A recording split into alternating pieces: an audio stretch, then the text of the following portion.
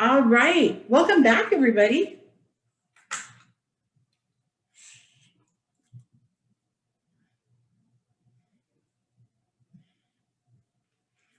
Did everybody get a good lunch? I did. Me too. Nobody's talking to me.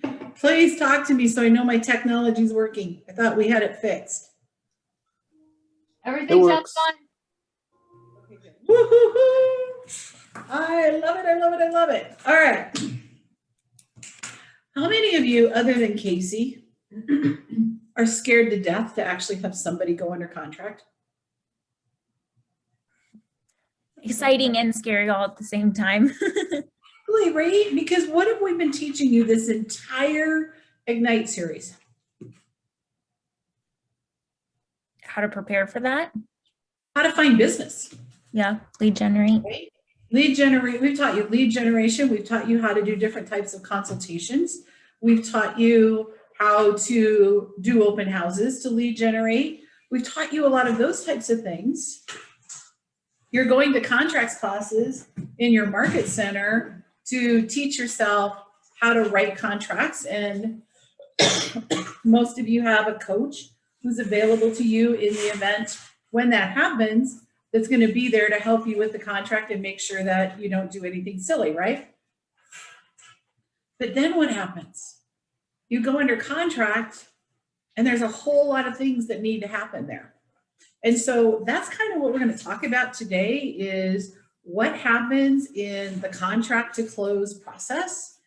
And I'm going to share with you just some pictures and some glimpses into some different tricks and tools that you can use.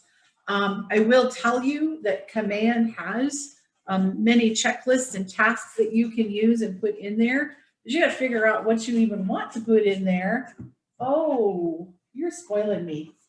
And you got to figure all of that out. I'm going to let Chris Voorhees teach you how to do it in Command. Okay, but I can teach you what the content is that needs to go in Command. Sound fair? All right, so I already asked you what you all learned in Command so far. So we're just going to dive in. So let me get this up. Share my screen. Pray I have the right thing up. I do. Okay, so, we talked earlier today, that what we want to do every day is to lead generate, and these are the things that successful agents do. Well, the other things that we have to do is we need to negotiate contracts, and the negotiating doesn't stop at the time of the contract to buy and sell. There's multiple places throughout the transaction that we're always negotiating. We're going to talk about transaction management. What are the steps? What other things do you need to do? What vendors do we need to be aligned with? And what's our vendor management? And then we're going to talk a little bit about compliance and risk management, right? All of those things are super, super important. And so if we don't kind of help you get your arms around that, we only teach you how to get business. Well, then what do you do when you got it, right? So here we go. All right. So we're going to actually build together in your workbook. I'm going to help you build a basic buyer and seller timeline. Okay. And we're going to walk our way through it. We're going to talk some best practices for how to manage a transaction. And we're not going to talk about Command because I'm going to tell you, go take the class from your tech, right? Whether that's Chris Voorhees, I don't know who teaches the tech up in the foothills. So my apologies to a couple of you. But these are the steps of what we do. Here's the thing. Who on here has ever bought a house? Before you became a realtor, did anybody ever buy a house? Tell me about the experience. It was nerve-wracking. It was nerve-wracking. Why was it nerve-wracking, Casey? Because I'd never done it before, and I didn't know what was going to take place. Right. A huge amount of money. It's a huge amount of money, right? And so we, as the partner to our clients, as the realtor, we need to help reduce their stress, right? And so my favorite thing is what's next, What's next? What's next? You cannot over communicate with your clients, right? Now, I guess you could if you call them 8 times a day, that might be a little rough. But I've never heard anyone at the end of a closing say, my agent just talked to me way too much after we went under contract. What you want to hear is, I always knew what was going to happen next, and my real estate agent made sure that I was well taken care of. Okay? The other thing I want to share with you is the agent on the other side of the transaction. Are they your best friend or are they your enemy? Best friend. I would argue they're neither. They're definitely not someone that's your adversary. It's not your opponent, right? Yes, you represent 2 different parties of the transaction. However, you both have the same goal. And that goal is to get the transaction across the line, right? To get it to the closing table. You're going to always get, and I tell my buyers and sellers this all the time, there will always be a speed bump in the transaction. We just never know when and where it's going to happen. The closing I did this week, well, Stacy actually went, I just FaceTimed in. That particular transaction, the speed bump happened at the final walkthrough. So you just never know where it's going to happen. So you always want that agent on the other side. You want to have a professional relationship with them. Okay. No screaming, no yelling, because that doesn't do us any good. All right. So we are going to start with building a buyer timeline. So if you go to your book, page 3, you should have something that looks like this. Is it pretty blank? Oh, it's totally blank. I like blank. Okay, so we're going to pretend we're working with a buyer. And has anyone worked with a buyer yet? I know Casey Fogelman says she never wants to work with a buyer. She just wants to work on the sellers. Okay, well, I'm going to help you, Casey. So here's the thing. The most important thing we as real estate professionals can do is know our contracts. So the reality is, if you understand your contracts and the dates and the deadlines that are in the contract to buy and sell, and whose deadline owns it, it makes this timeline very easy to follow. Okay. I used to use a whiteboard, and when I would have a transaction, I would have all the dates and deadlines up there that I was responsible for, depending on what side I was on. Now I use a transaction coordinator. But just managing the dates and deadlines. But we're going to talk through what those typically look like so that we'll kind of follow the chain of command. So, and I'm actually going to bounce back and forth because I've made an Excel sheet. I know some of you are surprised to hear that. So I made an Excel spreadsheet. Can you all see it? Yes. Okay. All right. So this Excel spreadsheet is going to help us work our way through this buyer timeline. Okay. So with the buyer timeline, the first thing, once we go under contract, that means that your buyer has submitted an offer to the listing agent and the seller has signed it. Okay, so that's what execute contract means. I will tell you that's the easiest part of this transaction. Now your work begins. So one of the things that it shows us on the PowerPoint is we need to work with the lender. What does that mean? That means that you as the buyer's agent needs to communicate with your lender partner and let them know you're under contract. When you work with your lender partner, what you're going to do is you're going to send them a copy of the contract or the CVS and any counter offer that might be part of it. Okay?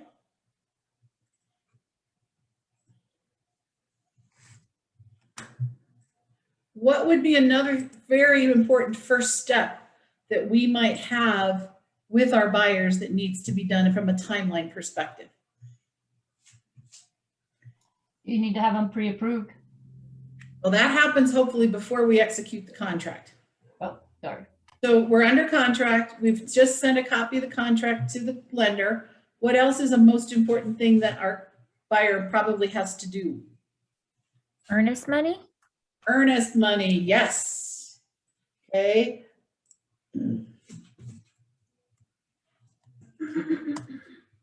Okay, so we have earnest money, right? You need to make sure that that gets communicated and sent to wherever it's supposed to go, right? A lot of times down here, we see it with title companies. However, if you're working with RE/MAX, there's a very high probability that they also, a lot of RE/MAXs will hold the earnest money. In the foothills, I know that the foothills office actually will hold earnest money. So the buyer needs to get the earnest money turned in. Okay. The next big important thing is the home inspection. Now I would argue there's multiple components to the home inspection. Okay, the first thing you got to do is you got to get it scheduled and attended.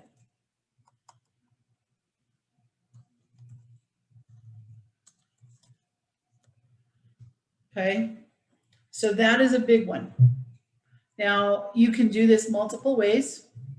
You can have your buyer reach out to a home inspector if they know them, or you can give them a referral.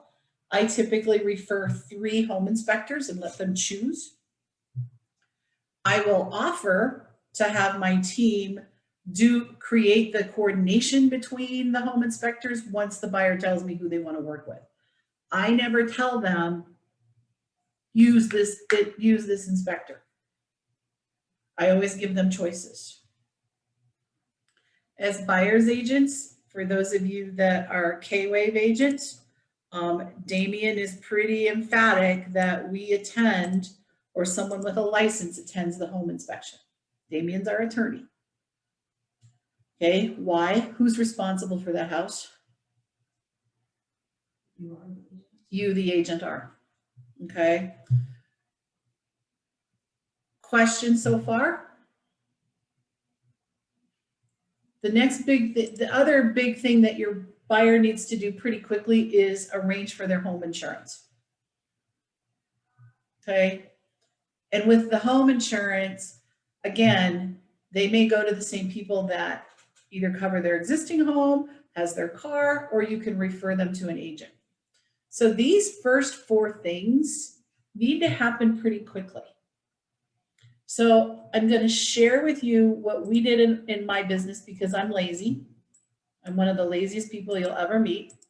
And that is, I don't like to reinvent the wheel, and I don't like to do things more than once. So what I did is I built an email template, and I won't give it to you, but I will show you what we did with it. So I have an email template that I built that tells my buyers, congratulations on your accepted offer for the address 123 Main Street. And in this email, I introduce my transaction coordinator, and I go over the next few deadlines. And I talk about, we've sent the lender the contract.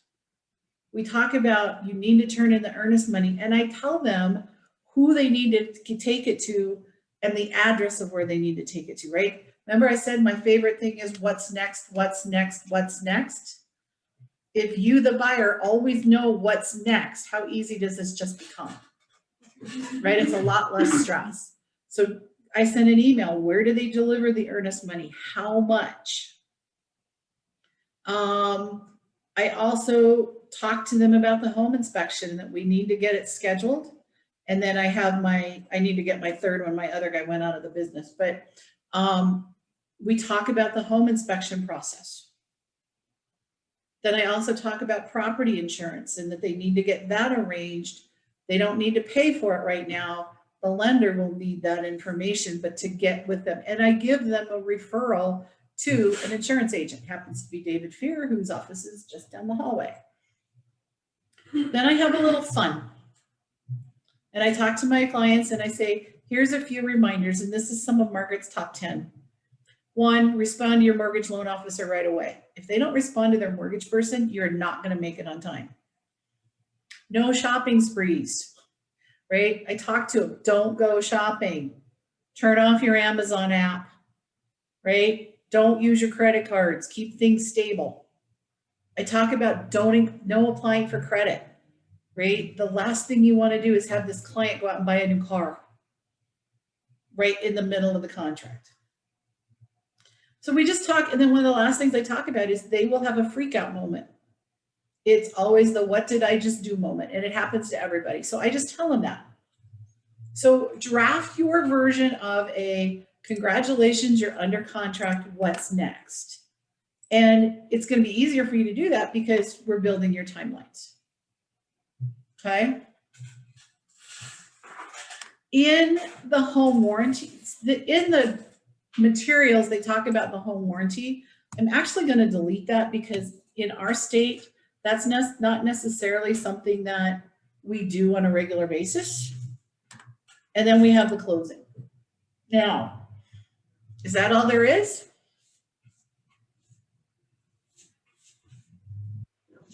No, right?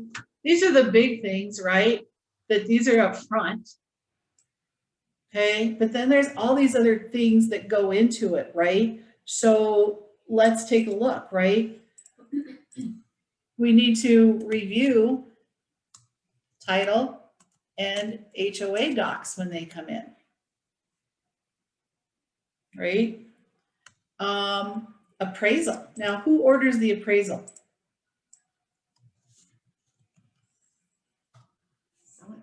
The buyer's lender. The buyer's lender will arrange for the appraisal, but you're going to want to know when the deadlines are in the contract as the buyer's agent so that you can follow up with that lender to make sure that it's going to get done on time.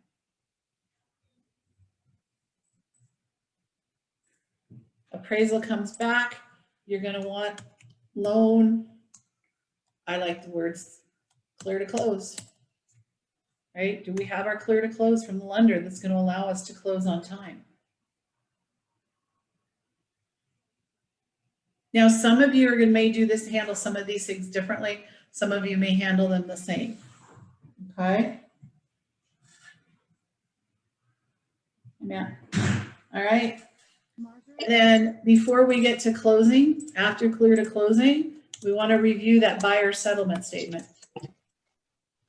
I can't tell you how important that is, right? You want to make sure that the buyer's settlement statement is accurate.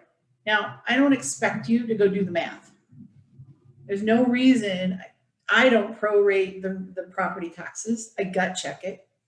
I don't prorate the HOA stuff, but it's not a bad idea to look at it. As an example, I had one a few years ago where the HOA was paid quarterly and they prorated it as if it was monthly. Well, that swung the numbers. Not a lot. Like nobody at the closing table, nobody cared. Like nobody would have cared, but yet isn't that my job to make sure it's 100% accurate? Right? So just gut check things, look at things. The one that we just closed earlier this week as part of the contract, we had in there that the seller was buying a home warranty. I knew that Andy, my TC, had sent in the warranty work to the title company, but I don't get to see the seller's settlement statement. So I just sent a note to the title closer and said, hey, I just wanted to verify seller settlement statement shows they're purchasing a home warranty from my client. And it was done. Okay. All right. Anything else? Margaret, I have a question. Sure. I'm sorry. Who did you say orders the appraisal? I know I learned this in my class, but I forgot. The buyer's lender. Good question. Any other questions? Okay. The other thing is this might go before or it might go after, depending on your business, but closing gift. Right? Oh, the other thing that goes up here, I forgot, is review seller disclosures and have buyer sign. Okay. Got it? Now I'm going to show you another open the curtain kind of a thing.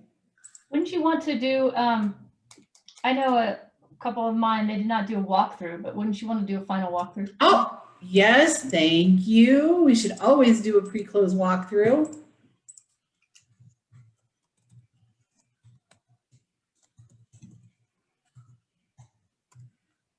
Why do we want to do a pre-close walkthrough? Make sure it's in the same exact shape that it was when. Absolutely. We want to make sure it's in the same condition it was in. So I can share a couple of stories with that. You want to make sure two things. It's still in the same condition and that the repairs that they agreed to make were made. So here's my story from this week. Stacy and my buyers went out to the pre-close walkthrough, and Stacy opened the door and it felt like they walked into a kiln. And we had a problem where, as part of the inspection, they needed to fix the fireplace. It was a gas fireplace, and when you flip the switch, it wouldn't trigger, even though the pilot light was there. Well, the fireplace works now. How do we know? It's been on for 2.5 weeks since they repaired it. Now, my understanding is it's been a little warm here in Colorado. The good news is the air conditioner was turned off. The walls were hot. The countertops were hot to the touch. Okay. Who knows, right? So they immediately turned it off, opened some windows, fired up the air conditioner, right? But things could have like melted in there. It was so hot. Okay. Would that have been something good to know before you went to the closing table and your buyer walks in after closing and goes, what the heck? Okay, we got lucky. Another story I love to tell, and she tells it all the time, so I'm sure I can use it, is Debbie DeWitt, who taught you guys the first week, took her buyer out to a pre-close walkthrough, and the seller was taking the refrigerator with them, and the refrigerator was missing as expected, but there was this great big hole in the wall where the refrigerator used to be, and that hole went directly into the garage. Okay, I loved watching some of your faces when I just said that. Like Ashley was like, what? Okay, yeah, holes in the wall. And so she calls the listing agent and she says, hey, we might have a little problem. He goes, well, the refrigerator goes there. And she goes, oh, I know, the refrigerator will cover that. We still have a hole between the garage and the main house. I don't know, things with more than 2 legs, fire hazards, all kinds of gas, all of that stuff. Well, come to find out, the seller had built a canoe in the basement. And the only way they could get the canoe out of the basement is it was so big they couldn't make the turn, so they cut a hole in the wall to take it straight out into the garage. We don't make this stuff up. This stuff really happened. Just ask Debbie, she'll tell you the story. Okay, pre-close walkthroughs are very important. Okay, what else are we missing? Anybody else think of anything? Okay, let's go behind the curtain. We actually teach in the Coaching Skills Lab, we did this. So some of you have this, and some of you, the next time you come to Coaching Skills Lab down here, I actually give out copies of some of the stuff that we do in our office. But this is our buyer under contract checklist.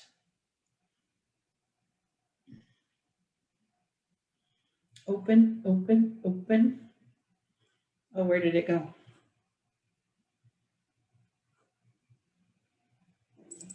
For some reason, there we go. So this is our entire checklist. Right, so it goes all the way down to send docs to lenders, schedule inspection, confirm inspection, upload docs to command, attend inspection, review inspection reports. Like, it is very detailed. Like, we walk through every single thing that we do. And we have email templates and all of that type of stuff, right? But this is literally what we do in our business to make sure that we get everything done.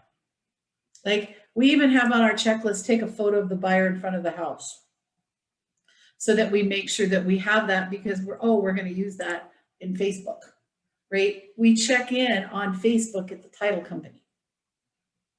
Okay, so you're going to devise, you're going to build your own business doing these types of things, but using this timeline that we just built here, coupled with using the contract deadlines, is going to be a great help for you to decide what that level of service is that you want. It is always my goal and intention that I talk to my clients. I used to when I was producing more than I was coaching. I blocked time in my calendar on Mondays and Fridays, and it was client communication hour or 2 hours. And I would literally pick up my phone and I would call my clients during that time. Here's where we are. Here's what's next. Here's where we are. Here's what's next. Here's what will happen next. Here's what will happen next. Okay. So you guys are going to want to build those yourselves. Okay. Questions? Okay.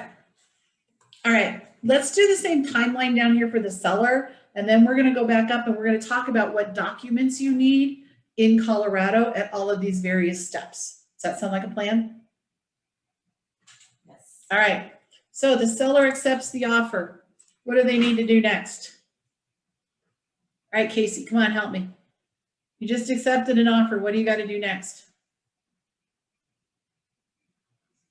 She's on mute.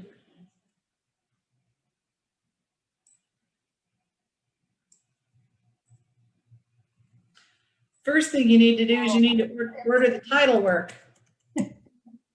Sorry. That's all right. Is that what you were saying, even though I couldn't hear you? Yes, that's what I was saying, Margaret, of course. Yes. Okay, that's the most important thing you as the listing agent have to do the minute you go under contract. Oh, wait, what else do I have to do?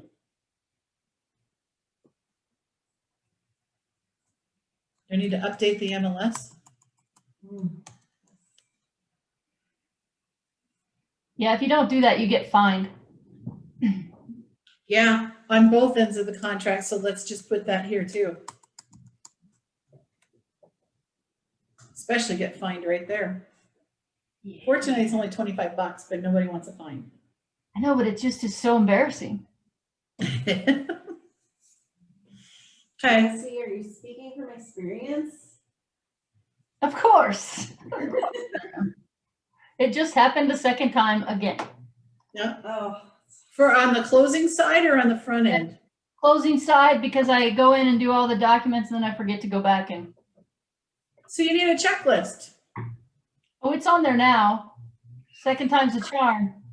It's actually a big pink sticky note in my notebook. There we go. All right, so we're going to accept the offer. We're going to update the MLS. We're going to order the title and HOA docs. And that's really, honestly, you guys, the rest of it as a listing agent is just basically letting your seller know what's next. So when you get the phone call from the buyer's agent and says, hey, we want to come do the home inspection and we're going to do it Wednesday and the inspector will be there at 1. And oh, by the way, they're going to drop off the radon tomorrow at between 12 and 2. Will that work for your client? You, as the listing agent, then need to pick up the phone and verify that with your seller. What you don't want to have happen is the inspector and the buyers show up at the home and your seller doesn't know about it. And there's dirty dishes in the sink and underwear in the bathroom and towels everywhere, right? Okay, we don't have to show the house anymore. We can go back to living. Okay, so we need to be communicating the inspection with our client. Same thing with the appraisal. The appraisal, you're going to get a phone call probably from the appraiser, and he's just going to schedule a time. Well, you're going to need to call and verify with your client that that particular time will work for them. And you're actually going to do the same thing with the pre-close walkthrough, right? Every time somebody wants to come out to that house, you're going to want to make sure your client knows when people are coming. Now, I'm going to pause for a second. We train and teach and get our sellers to make those houses look gorgeous, don't we? You probably had a session in Ignite about preparing a house to go to market. Did anybody talk about staging? A little bit, not as much as we used to. What I always tell my sellers is the house needs to stay in show condition until past appraisal. And here's why. Especially in this market, the buyers come in, they look at the house, they're in it for maybe 30 minutes if they're lucky, and then they just went and spent $800,000. When they come back to the inspection, do they want to see the dirty dishes in the sink? No, they want that house to look like it did when they bought it. And they probably bring in mom, dad, the kids, in some cases the spouse. So we want that buyer to fall in love with the house as much at inspection as they did when they walked through it the first time. So I always tell my sellers, make it look like a showing. Lights are all on, drapes are all open, toilet seats are all down. Okay, dishes are out of the dishwasher. And I talk to my sellers about the inspection process is that the inspector is going to run the furnace. They're going to run the AC. They're going to turn on they're going to turn on the stove. So if you're one of those people that stores your pots and pans inside your oven, you might want to take them out. They're going to run the dishwasher. They're going to run the washer. They're going to run the dryer. They're going to make sure they have access to the furnace. Like I talk to them about that. Okay. Same thing with the appraisal. I talk to them a lot about the appraiser's not going to be there very long. If they're there 30 minutes, they've been there a long time, depending on the house size. But appraisers are people too. And if you walked into a house that looks like a model home, or if you walked into the same model and it looks like nobody had cleaned for a month, is that going to influence your thoughts on the property? Anybody? Yeah, I would get Yes, concerned. it will. I would get a All day long, right? We're human. We are absolutely human. So, let's make sure that we have the house looking good for appraisal. As the listing agent on the appraisal, I create what's called an appraisal package. It's a class, not an Ignite, but the appraisal package is there to really help the appraiser.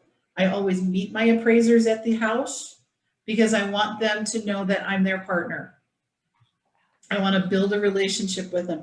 And if I can find out what their favorite Starbucks coffee is, they might actually have one there waiting for them. Okay. But I take a package out there. Here's a copy of the contract. Here's a copy of the comps. Oh, by the way, here's a copy of all the upgrades that the seller just did to the house. Like I give them information to help get that purchase price there. Okay. We're going to schedule the pre-close walkthrough. Oh, I'm probably going to move this. Oh, wait, I want this one. I'm probably going to review the seller settlement statement, making sure that the numbers make sense.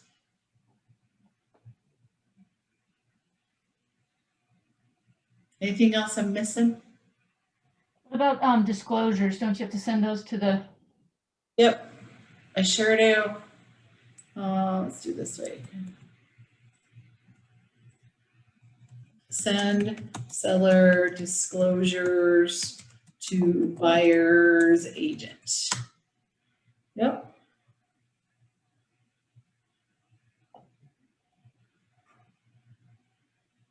And same thing, right? Do you have a closing gift?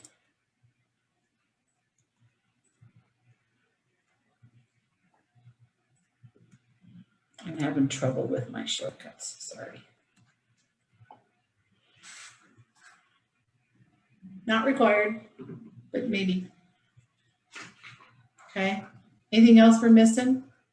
Again, if I let you have a peek behind the curtain, right? I mean, this is our listing under contract checklist. Right, and it goes from an email, congratulations, shocker, what's next, right? Disclosures, uploading in command, reviewing title work, negotiating inspections and all of that.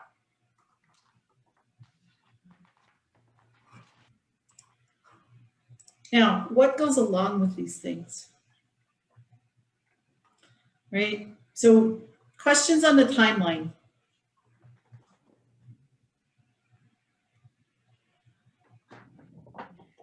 Is this helpful? Yes. Very helpful. Good. Super high level, right? But at least gives you the stuff to say, oh, I need to ask more questions, right? Like I need to talk to somebody in the office. I need to talk to my productivity coach or whoever you're working with to help you through that. So now I want to take this a step farther and I want to drill it down. Okay. So I'm going to go back to buyers because most of you are working primarily with buyers. So I have the home inspection. I schedule and attend. Now what? I'm going to complete what's called an inspection objection. Okay, so these are our documents.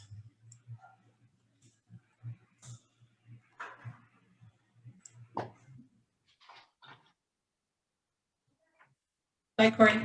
So inspection objection. This is our list of what we want the seller to address. So I need to get that to the other side prior to the date in the contract of when the inspection objection is due. Okay. And then there's going to be a receipt on the seller side under the inspection. Let's just do this. After the seller gets the objection and they say, okay, here's what we agree to do, they're going to complete the form called inspection resolution.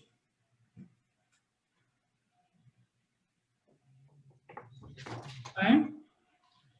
Now, all of these different disclosures that they are, you're going to have everything in there from lead-based paint, seller's property disclosure, and sorry, I'm using all of this abbreviations. You're going to have your square footage. You might have a source of water. Okay, so those are the forms I would expect to see with those disclosures.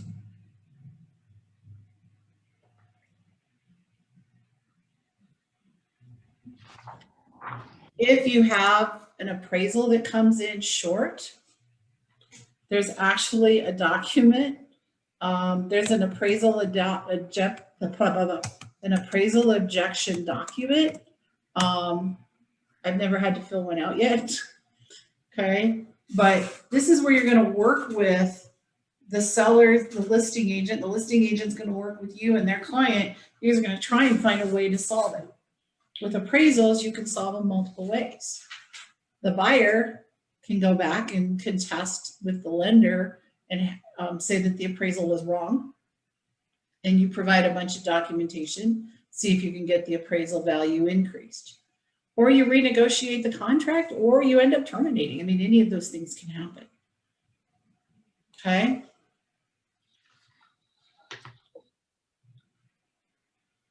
I think those are A question, Margaret. Yes, go ahead, Sharon. So, as the buyer's agent, you definitely want to attend the home inspection. Yes. And is it the same for the seller's agent? Nope. That is the buyer's time in the house. So during the home inspection, the seller should be gone, as should the listing agent. Okay. That is the buyer's time in the house. Here's what I tell people about home inspections. Home inspections are really not to say the house is good or bad. The purpose of the home inspection is to teach the buyer about the house. Here's where the water shutoff is. Here's how you change your furnace filter, right? Imagine this, right? I just have a pair of them, first-time home buyers. They've never had to change a furnace filter. And besides that, every furnace is different, right? So is there time to learn? It's to identify future maintenance things. It's to teach them about maintenance of the house, as well as identify any hidden defects, like radon, bad sewer lines, roof issues, things like that. Good question. And a typical home inspection is about 3 hours, depending on the house.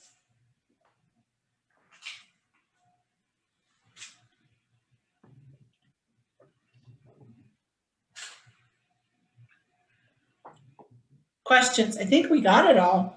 SOW. Source of water. Thank you. And it's only needed if they don't put the source of water on the seller's property disclosure. All right. Are we good? Did you build your basic timeline? All right. Let's move on, because that took us a lot longer than I wanted to.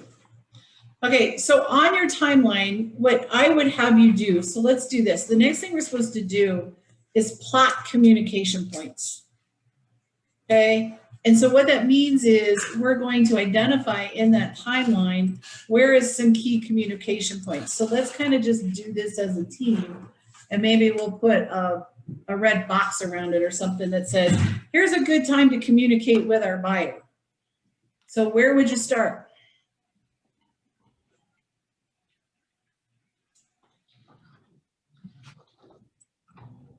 How about when we go under contract? Would that be a good time to communicate with them? Huh? I think all of it. Right, but you're not gonna call under each one, so hold on a minute. Border, we're gonna give this border. I wonder if I can give it. I don't want fill. I used to be good at this stuff. We'll just put it in here in green. Okay, so when we execute the contract, that's probably a good time to talk to our clients, right? And we said in the buyers, when we go under contract, we're probably going to tell them about all these things to get it ready, right? So when I've sent the contract to their lender, I don't need to tell them. I'm telling them in my communication. When the earnest money's turned in, I don't need to tell them they turned it in, right? But after the home inspection, might that be another good time? So because I need to create this home inspection, right? So that would be a time after the home inspection that I would probably have a conversation with them. It's usually when I'm right there. When we get the title and HOA docs, I'm probably going to email and say, hey, by the way, this came through. And what you'll learn in the, what's that class called?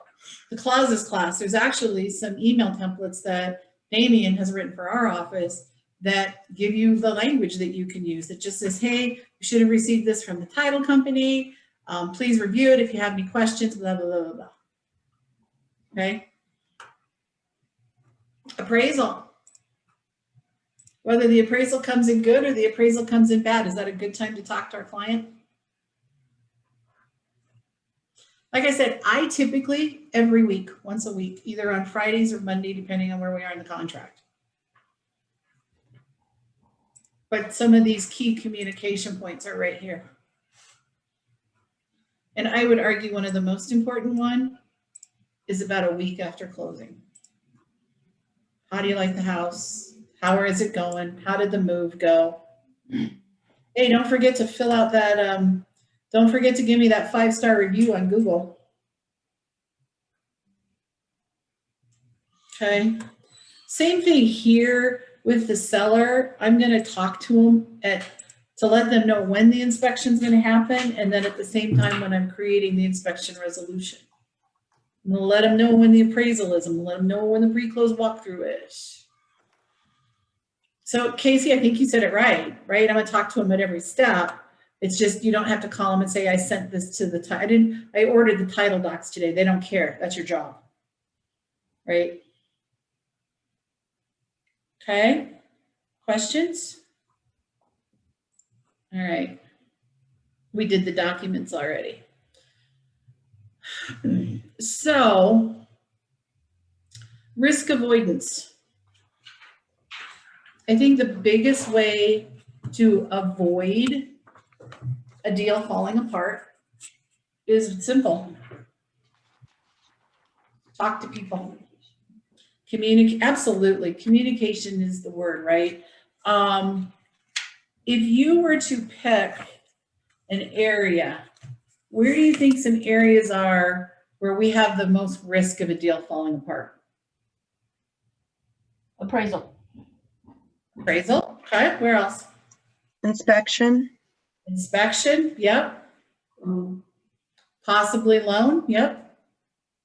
those are probably the three biggies, right? Unless you have a buyer's remorse situation and then it happens really early.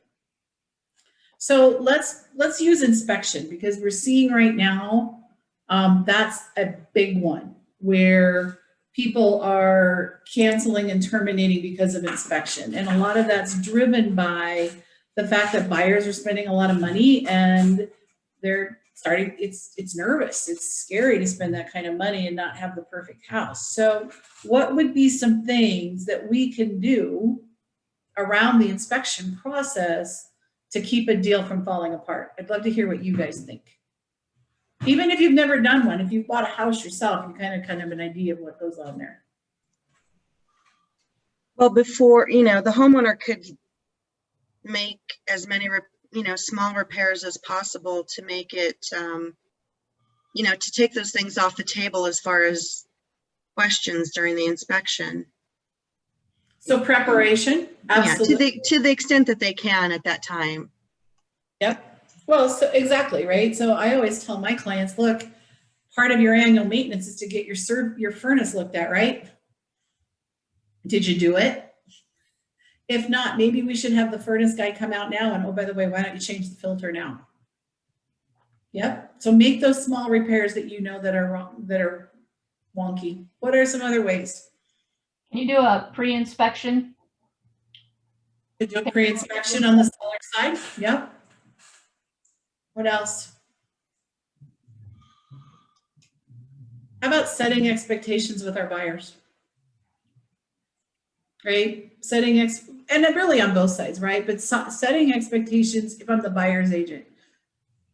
If you go clear back to that original consultation, right? Which I think we only taught that a couple days ago, so it's probably pretty fresh in you guys' mind, right? But if you go clear back to the buyer consultation, right, and you're talking about the process, we're probably talking very early that in the home inspection, we're keeping track of, we're focused on health and safety items, not cosmetic. And I can tell you guys, some of you have heard this story, right? I was the seller. I had a very reasonable seller, and we got a very less than reasonable inspection. And it was okay, right? They wanted the furnace checked and serviced. That was fine. There was a broken window lock on the third story, so they wanted that fixed. No big deal. There was a GFCI that wasn't necessarily wired correctly. And then they asked for a licensed plumber to re-caulk the bathtub. Casey, how much is a tube of caulk? $7. $7. How much is it if a licensed plumber comes out and caulks? Probably over Yeah. $100. Over $100, right? That's cosmetic. And this buyer had been so poorly coached or didn't understand what health and safety meant, that because they went to that level, it made the seller mad, right? He's like, well, why would I have a plumber come out and do something I can do for $1.99? But I live in Pagosa Springs and I can't drive to Denver. But basically the seller refused to do everything in the inspection because they pushed too far. Had they not pushed, they would have fixed everything else. So it probably cost the buyer about $500 in repairs that the seller would have done for them, but because they pushed too far, it went that way. I tell that story to my buyers, right? We want to make sure that we're being reasonable, that we're being accommodating, and we're not pushing too far. On the same token, if it's a concern of yours, we are absolutely going to ask for it. We're not going to ask for that chip of paint to be fixed, not in this market. Can I ask a question while we're in this subject? Yeah. So if you're to walk through this house and you see maybe like some major things that are major health and safety, you could just terminate your contract right there as the buyer's agent, right? You don't have to tell them do you have to tell them why or what is wrong? If you just don't want to deal with it, can you terminate the contract and say, we don't want to see anymore, there's already too many things wrong with it? So let me verify I understood your question correctly. You're under contract, you're at the inspection. Mhm. Okay. Yeah, you can just terminate. You Now, can do you have to just, tell them why? no. If you look at the termination of the contract, you can just check the inspection box. Now, if I am the seller and I go up to or call the agent and say, now, can I ask why the contract was terminated? What things did you see? Am I not now required to disclose that information because they told me what was wrong? And let's say they terminate anyway because I refuse to fix those 4 things. I've already seen the other 3 things and now I still have to disclose that. So it still opens that door.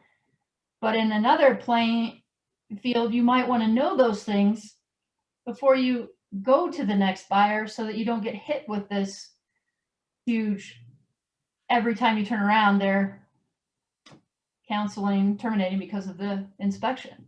Don't you kind of want to know what's going on with your house? Depends. Or I think that there's arguments on both sides of that fence. And I think it depends on the situation that you're in. Because if I sniff out that the buyer is terminating under inspection, but it's really more of a buyer's remorse, exactly. right? I probably am less like, just go away, right? Like, just go away. I might, in conversation with the buyer's agent, say, you know what, is there something major here I need to be aware of? And that's going to kind of give me that clue, right? I have had it where we got the whole 125-page report from Axiom. And now I have to go through that with my seller and we have to decide address or disclose, right? And some of those things, even in those reports, I would argue are cosmetic in nature. Okay. Right? The caulk on the bathtub has some cracking. I don't know, is that health and safety that has to be disclosed or is that cosmetic? I think that's a tough line to walk, Casey. It's just like, do I really want to get a pre-listing home inspection? Yeah. Do I really want to know? Right? And so that's the kind of conversations you need to have with your seller. I mean, I guess it depends too on the value of the house. If you have a very high valued house and you're expecting to get a certain amount at sale price, you might want to fix some things that will keep you from having to deal with that. Here's what I always tell my sellers. Fix what you know is wrong. Okay. Right? If they don't know, why do I want to go? Again, this is a conversation to have with your sellers. Okay. My conversations with my sellers are buyers are probably going to do a sewer line inspection. When was the last time you had it cleaned? And they'll go, we've lived here 30 years and have never had it cleaned. We might want to do that. Okay. Right? When was the roof replaced? Well, it was replaced last year after the hailstorm.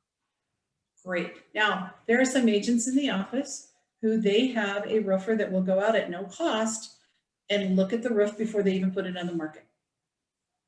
Okay? It's a service. It's part of their concierge level service. And it's one of those things, how many of us go climb on the roof and look at our roofs every week, every month? We don't. If there's no water coming in and there's been no hailstorm, we're not up there looking. Right? So I think that's, Casey, and for all of you, I think it's conversations to have with your seller. Because I don't think there's a right or wrong answer on any sides of those fences. These are just things that have come up in listings between me and my seller, like, really, what all do I need to disclose? Well, here's my answer. If you're asking me if it should be disclosed, disclose it. Yeah. As Damien always says, no one has ever been sued for over disclosure. Correct. Okay. Sharon, I saw you go on off mute. Yes. And Inspections, they don't note cosmetic issues, correct? I mean, I know there can be a question whether something is cosmetic or not, but technically they're not looking for cosmetic issues. Is that correct? Or, For instance, when I bought my home, I had an inspector who was, Wynn doesn't really have a good inspector too. He's not someone that's gonna break the deal. Is that he goes with the buyer and says, look, there needs to be new caulking, but that's something that I wouldn't worry about, you do it yourself. Like, that's easy to do, it's cheap. So they might note it, but it's, yeah, on the buyer to, that's easy for you to fix. So they might note something cosmetic, but it's not like, hey, ask for this to get fixed. It's not on that health and safety side of it. And I think it depends on the inspector. I truly do. Yeah. Typically, they're supposed to focus, they don't focus on health and safety, but they focus on things with the house that need to be addressed. So they may even say, hey, the paint's starting to fade here. Okay, well, fading paint to me is general maintenance and cosmetic. It's not general maintenance and health and safety. right, okay. Now, Okay? would that be different on a VA and an FHA loan or appraisal? Not fading, chipping is an issue. And like, okay, Fading paint, because it's a south wall and it gets blasted by the sun and the paint is fading, is a different conversation than chips that people can eat and then get sick because of lead. gotcha. So what they're looking for is general maintenance, health and safety. They're gonna look at the roof, they're gonna look at they're gonna look at everything you hire them to do, right? Like Pillar to Post, who's a company that I use, has 3 levels of inspections. Plus they layer on the radon, plus you can do mold testing, plus you can do a sewer line inspection. Like, you can inspect for anything you want. So I would say get to know get to know 3 home inspectors. Okay? All right. We beat that up, right? What happens if you miss a deadline? Sharon's like, it's bad. It's bad. Yes, it can be. I think sometimes it depends on the deadline. If you miss turning in your earnest money on time, it could be a problem. Doesn't mean problems can't be fixed, right? I've seen many times where the appraisal doesn't get back on time based on the appraisal deadline, but we still have plenty of time to make the appraisal objection. We know the appraisal's been done, it's just not in the hands of the lender yet. I'm probably not going to get too sideways about appraisal deadline if I know it's been done, as long as I have time to meet my appraisal objection. I think the key is that you guys are monitoring those deadlines and following up, right? If I'm getting to 2 days before the appraisal deadline and I've not heard from, if I'm on the buyer side and I've not heard from my lender, it's done, I'm going to pick up the phone. Mitch will tell you, he gets many texts from me. Hey, where's the appraisal on the Smiths or the Joneses or whoever we're working with? And sometimes I'll call the listing agent. Say, hey, have you heard anything from the appraiser? The lender tells me it's been out there and been ordered, but have you heard from them? Okay, so you got to be asking questions. Now, some people have the belief of, again, you got to pick and choose, right? It's inspection objection deadline date and you're the seller. Are you going to call the buyer's agent and ask them if they're sending things over, or are you just going to let midnight go by?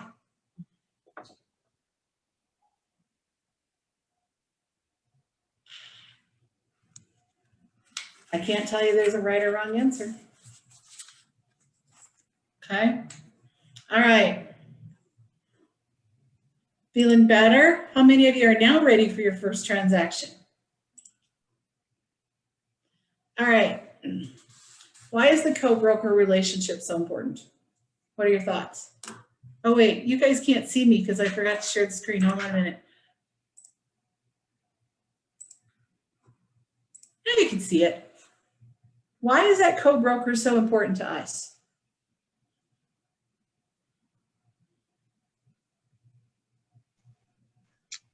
Well, it goes back to, you want to maintain a good relationship, because if you're the seller and there is a problem with the inspection, they're going to be more open to negotiating those things than if you have a bad relationship, I would think. And that goes for every aspect of the contract. Yes. And what if let's just say I'm the buyer's agent and I'm a total jerk. And 2 weeks later, I'm writing an offer on a property and it's that same listing agent. Do you think he's going to remember how big of a jerk I was? Okay. So it's always about being professional. Now, what happens if the other broker doesn't hold up their end of the bargain?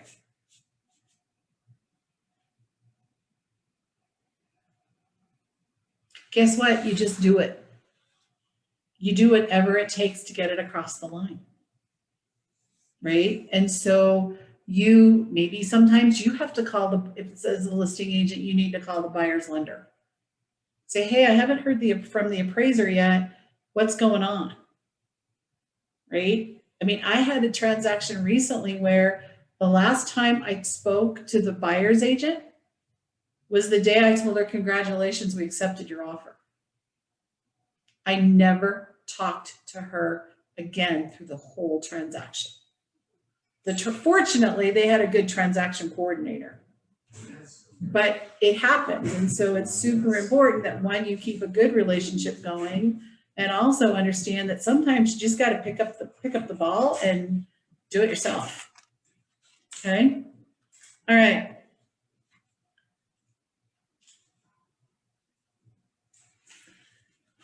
I think that it's super important to wow our customers, and we all have different definitions of what wow is, right? But if we wow our clients, that's how we get repeat business and referrals. Like, how many of you like going door knocking? Linda left so we can talk honest, right? Not everybody likes to go door knocking. Not everybody likes to do all these things, right? But if we do them now, then we can develop a business that's based off of referrals and repeat business, right? So how do we do that? We wow our people, right? We give them vendor lists. Oh, you need a plumber? I got 3. All of these guys are great. Call them and tell them Margaret sent you, right? Giving them letters a week before closing. Oh, by the way, don't forget to call the utility company and turn on or turn off. And oh, by the way, here's the phone number for Excel or whatever the utility company is in that particular area. Oh, by the way, did you need moving boxes? I was with another client and they had some extras and they looked like they're in really good shape, so I dropped them by, right? There's agents who will do things like, you can buy them at Home Depot for $1, right? They go pick up some moving boxes and a back tape and drop them off to their buyers and say, hey, just thought I'd drop this off, see if this would be helpful. That's creating a wow experience, right? Closing gifts. What kind of closing gift are you going to give them? Okay. There's so many different theories and philosophies on this. You have to decide. Some agents don't do any. Don't do any. That's okay. Right? Some people like to buy stocks of certain things and everybody gets the same. Right? If you haven't yet, you'll go to a class somewhere and Michael from Cutco will be there and he will talk about the Cutco knives and the kitchenware that's branded to you. It's a fabulous product. Okay. Other people make customized gifts and gift baskets and they do those types of things. You do you. Right? Just make sure it's impactful. Okay. And throughout time, you'll hear lots of different things. If you're my Facebook friend, you saw that we actually made a custom welcome sign for the closing we just had. But it made sense for them. That we don't do that on most of them, right? The last one I did was a once in a lifetime type of a transaction, and there installing a pool. So we ordered pool towels from Pottery Barn, had them engraved, monogrammed, put them in this great big huge tub that was monogrammed for the client so it could all sit poolside. Very custom, very specific, but here's why I do that. Oh, who gave you that sign? Oh, who gave you these towels? Our realtor did. If you gave them a gift certificate from Home Depot, will they remember you after it's spent? Right? So you want to do something that's going to be memorable. I know Bob has done things where he has pictures of the home etched or painted or whatever. Like there's so many different cool things you can do. Pinterest, Google, Facebook groups, you can find all kinds of great ideas there. And your budget, talk to your tax accountant. Okay. Any thoughts on great ideas for closing gifts? What have you seen when you've done your own homes or that you've heard somebody do here in the offices? What are some cool things you've heard?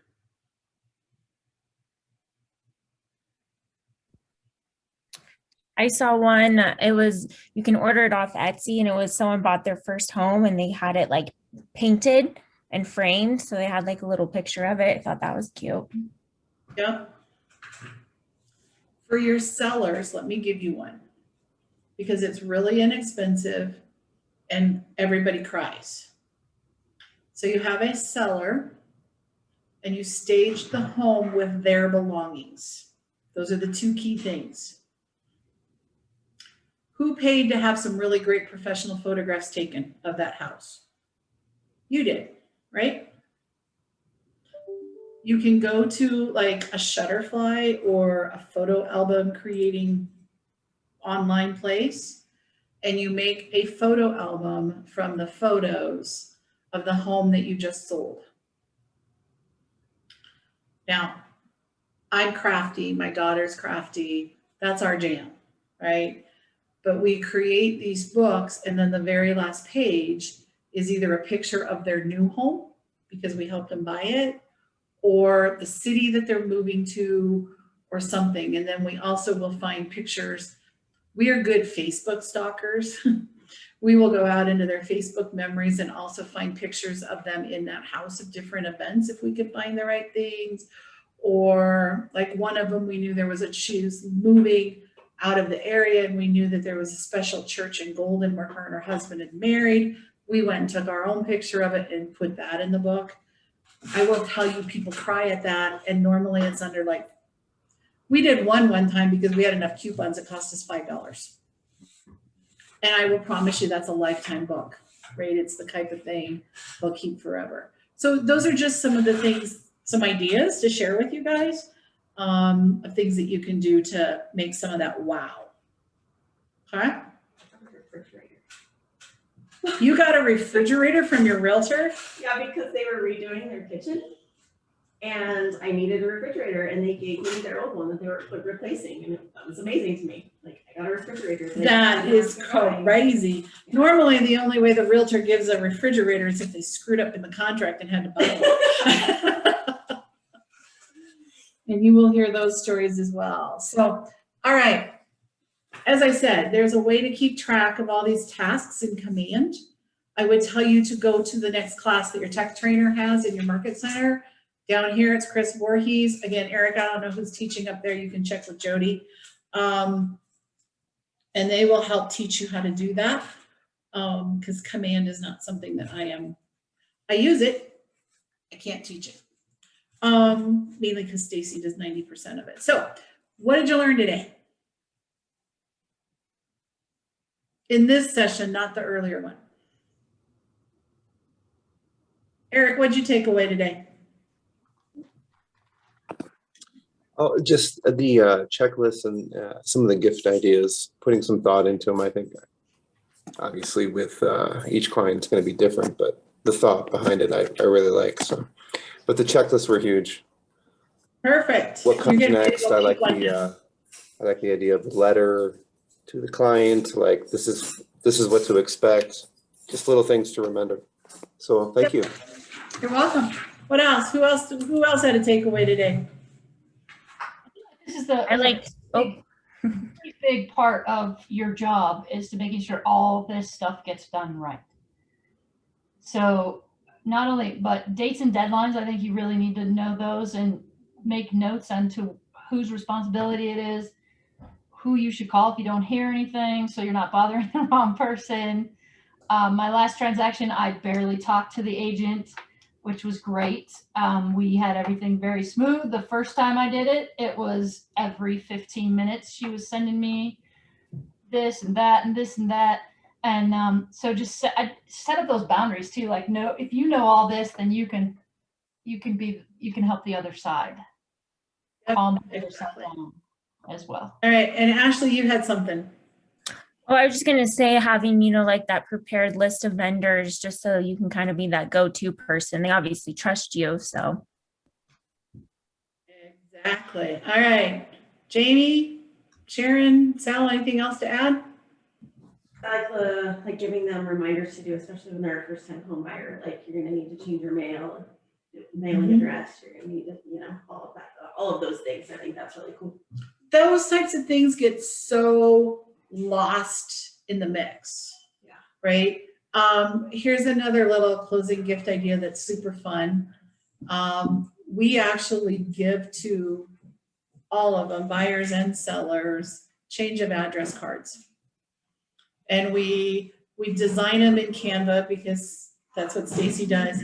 She designs them in Canva, and all they literally have to do is just put them in the envelope and mail them out to their friends and family. And it makes it super easy for them. So those are very popular, and we just stick it in the basket with everything else that they got. But just think fun, think simple. It doesn't always have to be extravagant to make an impact. And then the bigger key is this, we're going to talk a little bit beyond contract to close, and that is this. It's how you treat that client post-closing that will determine if they remember you or not. Right? So what is your follow-up plan with your clients, right? Do you send them a handwritten note? Hopefully they're on your DTD2 and you're at least calling them once a quarter, right? But what other little pop-by gifts do you do? What kind of things do you do at the holidays? What do those things look like, right? There's tons of classes in both market centers about those types of things. Make sure you're plugging into those, right? When you go to family reunion, when you go to mega camp, go and listen and learn from people that are doing that at a super high level, because we can't teach it all to you in an Ignite session, right? But we can give you the ideas and give you enough to kind of, put some pixie dust into the air to kind of create that magic. So, all right, you're all going to be really happy. I'm not going to make you lead gen this afternoon because you're just going to all go do it on your own, right? But what we are going to do is we're going to script practice really quick. So I want you to, earlier we did the seller ones. So now we're going to do buyer ones. And this is on page 17 in the Ignite script book. And these are objections that you might get with a buyer about not wanting to sign the buyer agency document. Okay. Awesome. So I'm going to put you on Zoom because I can break you into groups of two. So these are ones, page 17. It talks about the objections to exclusivity. I got it. Joe, because of the level of service I provide, I can only work with buyers who work exclusively with me. Let me remind you that by signing, you are not agreeing to pay me a fee. You are agreeing to have me represent your best interests and to use my knowledge and expertise to find you the best home at the best price. That's what you want, isn't it? To find the best home for the best price. So again, the best way to practice scripts is to read them word for word. So I want you to practice them back and forth. I'm going to throw you guys into some chat rooms really quick. And so you guys can practice back and forth, and I will see you in like 15 minutes. Does that sound good? All right, here we go. I need 3 breakout rooms, and I'm going to assign them manually.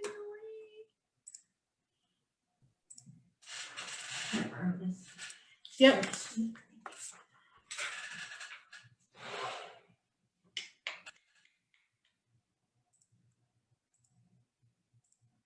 All right, guys, I'll see you in a few minutes.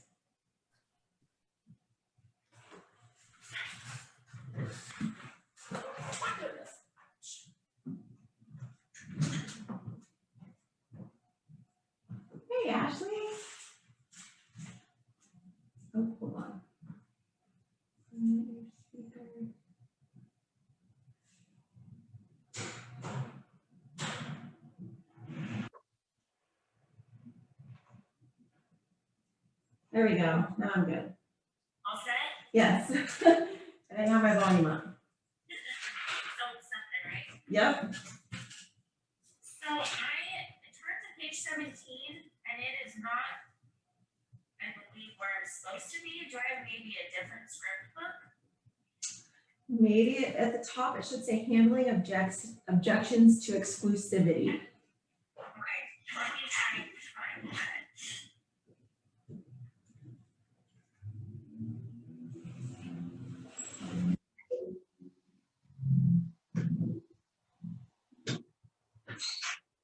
I'm just Well, borrowing, maybe I'll just have, I'm just borrowing Margaret's, so I can't help you find the right one. or maybe I'll just have you read yours because I'm not finding that one in my book. Okay. Okay, so here's how it starts out. Okay. Ashley, because of the level of service that I provide, I can only work with buyers who work exclusively with me. So let me remind you that by you signing, you are not agreeing to pay me a fee. You are agreeing to have me represent your best interests and to use my knowledge and expertise to find you the best home at the best price. That is what you want, isn't it? To find the best home for the best price. And then the first objection is, I don't want to sign anything. I may want to work with other agents. And then it says, when you engage me as your real estate agent representative and sign the buyer representative agreement with me, I am contractually obligated to share any information about the seller's situation. I am contractually obligated. I'm just gonna read it. Find another awkward. Yeah, I am contractually obligated to share any information about the seller's situation that I find out. For example, if it is a divorce, relocation, or estate sale. Without that agreement in place, I am actually a sub-agent to the seller. That means that I do not represent you and I cannot share that information with you. I want to be your advocate, not theirs. So let's do the right thing and sign the buyer representation agreement today.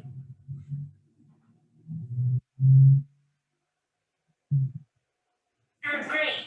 Yeah, and it says to ask your team leader whether your state is a sub-agency, dual agency, and or designated agency. So I know we're not dual agency, we're not even sub-agency, Yeah. so I don't know. Anyway, the second objection is, what if I change my mind during the this 30-day period? I understand completely. Think of this agreement as a form of going steady, not marriage. If you decide at any time that you do not want to go steady anymore, we can just break up. There's no need for a divorce.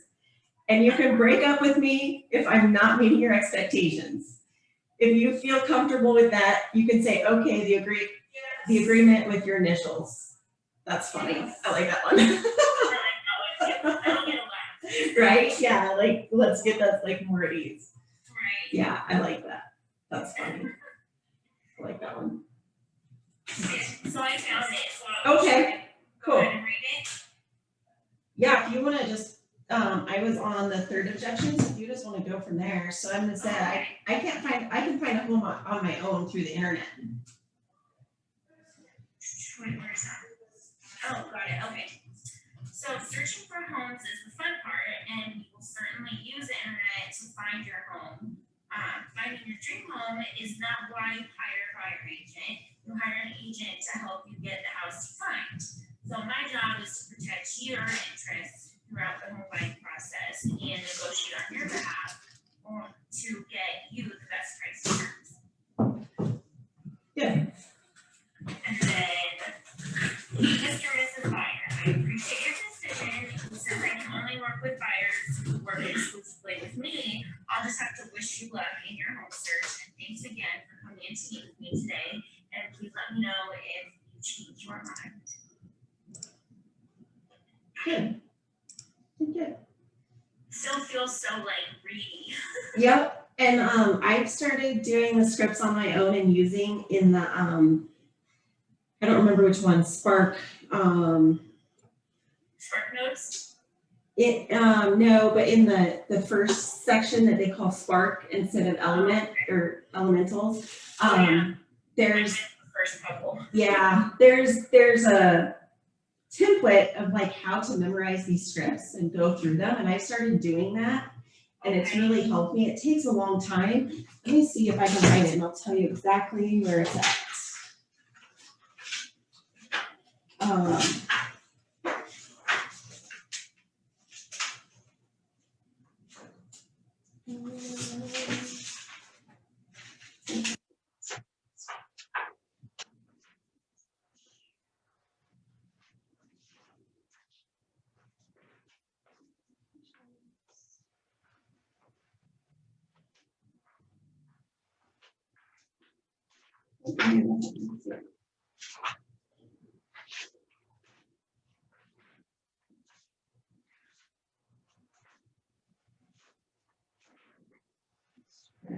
Okay. Yes, so it is Spark 3, so it was the third day. So it's powerful language gets results. And there's a 6-step memorization process. And then once you memorize, like it goes through like how to memorize those.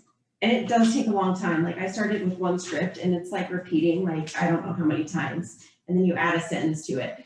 And then like doing it in front of a mirror so you're like making it more natural. But the more you do it, and then the more you do it, you can change the wording and you're still getting the point across, but feeling like you are, like it's you. Okay. Oh, I really like that technique. So yeah, I started using that. Yeah. And then so if you're referring to like having like a handout, like booklet, is that just you just printed the notes off of? Okay. Exactly. Yep. Yep. Yeah, you're welcome. Do you want to try one of the first couple or? Okay. Mr. and Mrs. Buyer, because of the level of service because of the level of service I provide, I can only work with buyers who work exclusively with me. Let me remind you that by signing, you are not agreeing to pay me a fee. You are agreeing to have me represent your best interests and to use my knowledge and expertise to find you the best home at the best price. So this is what you want, isn't it? To find the best home for the best price? Good. Yes. I don't want to sign anything. I want to be free to work with other agents. Well, when you engage me as your real estate sales representative, you give me the tool that I need to represent you. If you sign the buyer representation agreement with me, I am contractually obligated to share any information about the seller's situation that I find out. For example, if it is a divorce, relocation, or estate sale. Without that agreement in place, I am actually a sub-agent to the seller. So that means I do not represent you and I cannot share that information with you. I want to be your advocate and not theirs. So let's do the right thing and sign a buyer representation agreement today. Good. What if I change my mind during this 30-day period? Yeah, I completely understand.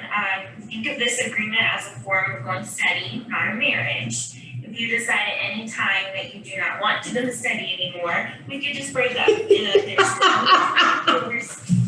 you can break up with me if I'm not meeting your expectations. And if you feel comfortable with that, you can just okay the agreement with your initials. Oh. Love that one. That's hilarious. We'll just break up. Just break up. We'll tear this little shit apart. Dodge free. That's funny. Okay, so I'm gonna pick up with the third objection then and do that since I haven't done it. So I can find you say I can find a home on my own through the internet. And searching for homes is the fun part, and we will certainly use the internet to find your home. And finding your dream home is not why you hire a buyer agent. You hire an agent to help you find or get the house you find. My job is to protect your interests throughout the home buying process and negotiate on your behalf to get the best price and terms. Cool. So we're gonna call him Joe Schmo. I appreciate your decision. Since I can only work with buyers who work exclusively with me, I'll have to wish you luck in your home search. Thanks for coming in to meet with me today, and let me know if you change your mind. I changed my mind. Right? You sure you wanna walk out that door? All right, cool. I like most of this. We're gonna, in the objection one, it says about with that agreement in place, I am actually a sub-agent to the seller, but we don't have agency. Right, so it says that that's regional specific. Yeah. What would you say in place? Transaction or No.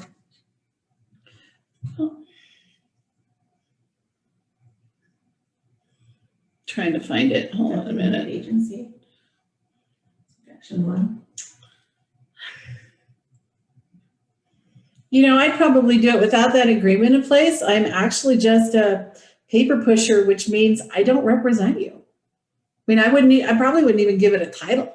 Yeah. Because we don't have sub-agency, right? And Yeah. so, yeah, I would just say, you know what, without that agreement in place, I really don't work for anybody. I'm just a paper pusher, and that means I don't represent you and I can't be your advocate. Yeah, I mean, you know, there's different ways around that one to get it where you want it to be.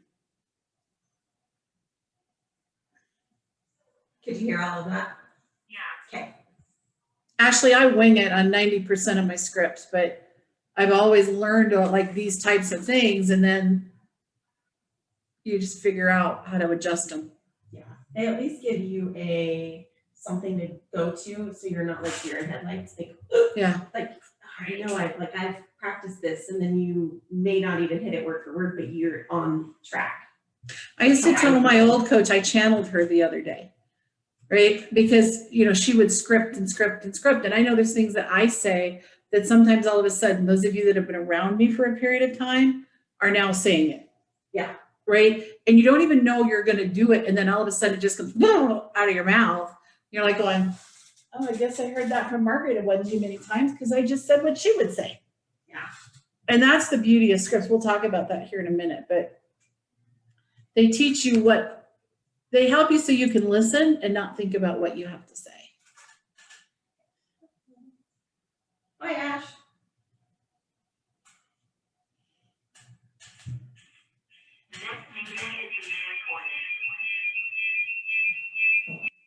Oh yeah, you got it.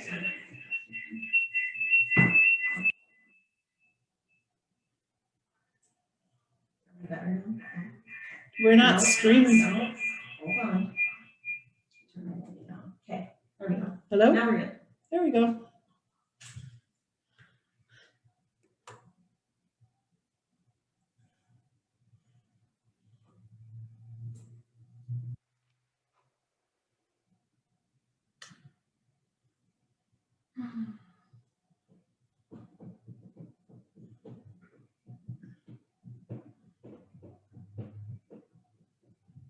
There we are. All right, how'd it go? Good. What'd you think of those scripts? Ashley and I really laughed at the separation versus divorce, or going steady versus divorce. We'll just be dating. I love it. You know, but that's just, we all find different analogies of how we do things and Yeah. what works for us, and it's really, really fun. The nice part is that the scripts give you something to do. And I think the number one thing I can say about scripts is that it gives you the opportunity when you're in front of a client or a prospective client, that you can actually listen and understand versus listening and trying to figure out what to say.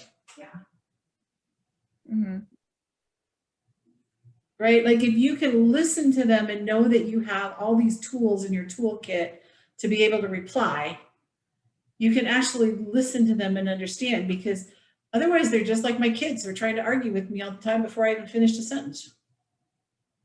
So anyway, that's that. So you guys completed Ignite. I'm really proud of you guys, right? It was a boot camp of all boot camps. But the nice part is you did it in 4 hours a day. We took 6 hours of content and practice and reduced them down to 4 hours. So you really saved a bunch of time had we run it for 4-week sessions. And I like that it's compact and now you can see the whole picture, and I'm really proud of you guys for investing it. I just like to hear overall, what are your thoughts on Ignite? What could we have done differently? This is our first time running it back in the Market Center, and so I'd like to hear what you think and what you might wish we do differently. I really enjoyed it. I do have one question though. So I did miss the first 2 days. Is there a way that, I mean, I know you guys are going to do it again next month, but is there a way I can get that recording, or should I just go over the presentation online?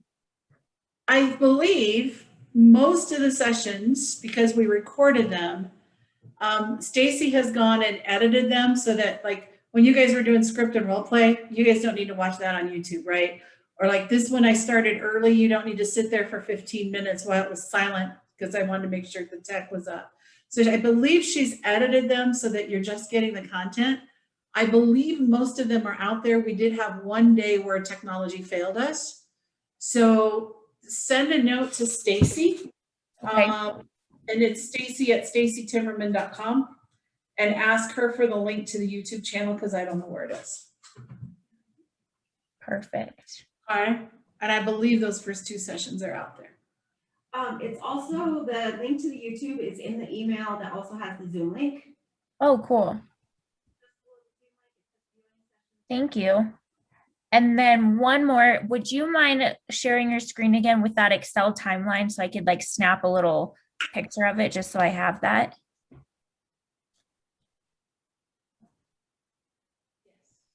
I wanted to make sure that I hadn't already closed it.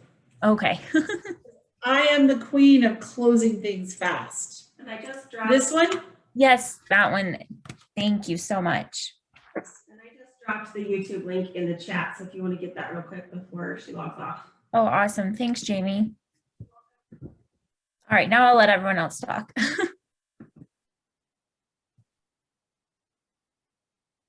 What else, guys? What are your thoughts? What was good? What do you wish we would do differently? I think behind the scene checklist, the one that we were kind of bouncing back and forth to this one, I think that one has a lot of valuable information. And I'm not too sure if oh. You mean like this one? Oh, I lost him. He lost us.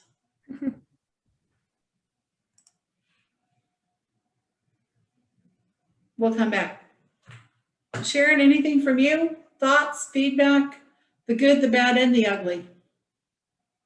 No, I thought everything was pretty good. There were a couple of minor tech issues, but they were very minor and pretty quickly taken care of. So that's always to be expected. Margaret, that last checklist that you showed, the one that's vertical, is that yours or is Yes. that? Okay. Yeah, so we built these in my business, so we'll probably teach that again. We do the coaching skills workshops. But honestly, there's not a whole lot in here we didn't talk about today, right? Like I would argue that even this timeline that I gave you gives you 90% of what you need, right? The things that we layered in were things like Facebook posting. email to confirm inspection, upload contracts to command, create commissions tab, attend the inspection. Like we broke down, write out the objection and send it, right? Like we took it down because we've got so many on the team that we need to make sure we all know, you know, who's on first, right? Here's an email, received the title work. Closing gift prepped, signature, sign the thank you card to the buyer. Like, we put a lot of that kind of stuff in there, including like ask buyer for referral, bring the checks to the office. Like, we went super low level where I kept everything pretty high level. And the only reason I did this was because I have a team. If I was still running on my own, I wouldn't have created it at this level. So the other thing that was really helpful for me throughout the course is just really all the stupid little details, but things you don't know if you don't know. I don't know that an appraisal only takes 30 minutes, but that's something that a client is probably going to ask. And I kind of need to know, are they going to be there for 5 hours or are they going to be for 10 minutes? Like, the homeowner wants to know that. So those kind of little details just valuable to me since I've never done it before. Right. So here's my word of advice, and she just walked out of the room, but this, I would not make this your only Ignite, right? This is Jamie's third time through it. Now, does it mean you have to attend every single session? No. There's probably a session or two that spoke to you so well this time around that you're like going, I got that. I know for me, when I took Ignite the very first time, I latched onto the buyer thing, right? And so I worked and perfected my buyer consultation and my power presentation, and I had that all figured out, right? But I didn't do the listing one, right? And there was some things from this one I didn't quite follow, and that one. So then when you come back a second time around, maybe you don't need to go to the buyer one, right? But you're like, I just don't really feel like I've got my listing consultation down. Come back and retake that class, right? Because here's the thing, the instructors aren't the same. Like, I am not teaching these two classes in the next session. I'm teaching a completely different one. I get to teach negotiations, right? And so, like, the only reason I'm teaching these is because it was the only time I could teach in this entire 2 weeks, which is why you got me twice in one day, right? Normally we break them up so we don't, it's a long day when you're teaching 2 sessions, right? And so you're gonna have different instructors. So even if you nailed that buyer consultation this time through, you might get somebody else who teaches it next time and they put a little different flavor on it and a little bit different twist to it. And then all of a sudden that may be something that you know what, I wanna layer that into mine. Or you might go, no way would I ever do that. So I encourage you to come back, right? Come back. Our intention is, depending on the feedback and what we came out of this one, is we'd like to run it monthly, right? To really help you guys get that foundation. And we started with 20 people signed up and we got 5 of you today. So I don't think we did too bad. We didn't lose you all. So, thanks for joining. And if you have feedback of things we can do better, I want to hear that too, because just like everything, right? We want to take continually to improve it. So please feel free to reach out to me. And Ashley, you're on my calendar next week, right? Okay, awesome. Yes, on the 21st. Okay, perfect. I kind of was flipping through my calendar and I already missed some things because I had Corey on my books today and I didn't even know it. So anyway, thank you so much. You guys have a wonderful weekend. Let me know what I can do to help you. Those of you that are out open housing, go find some clients. Awesome. Thank you so much. Bye. Thanks, Margaret. Appreciate it.